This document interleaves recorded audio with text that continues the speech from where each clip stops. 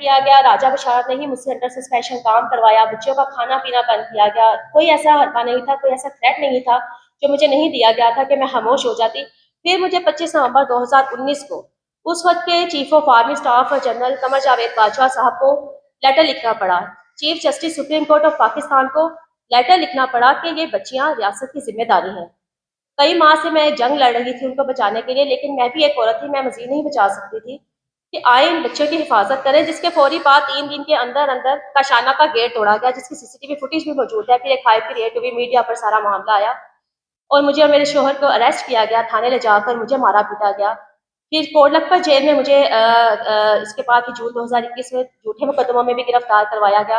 मेरी बहना वीडियो बनाई गई जेल में, मुझे मारा पीटा गया, फिजिकली टॉर्चर किया गया, मेंटली टॉर्चर किया गया। और जो इमरान खान अब रोना रोता है कि जी मुझे तो एक डेथ सेल में गर्मी में कैद किया गया है, मेरा जो डेथ सेल है ये ओवन बन चुका है, तो ये इमरान खान का मकाफात अमल ही तो है, ये वो जुल्म जबर ही तो है जिसमें ये उस वक्त के जो कायदीन थे दूसरी जमातों के उनको कैद करवाता था। मुझे ऐसे सरकारी मुलाजिम को उसमें गिरफ्तार करवा कर कैद करवाया।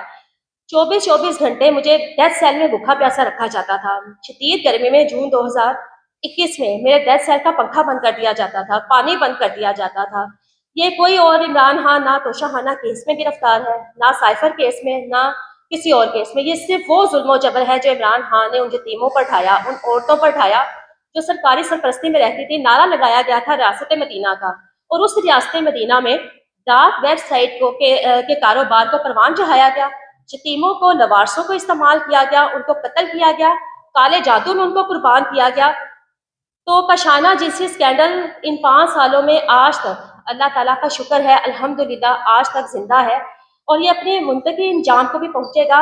और इसमें मुलविस इमरान खान को, बुशरा को, इनके बुसरा को, जो बड़े बड़े ब्यूरोक्रेट्स इस्तेमाल हुए, इन सबको इबरतनाक सजाएं दी जाएंगी।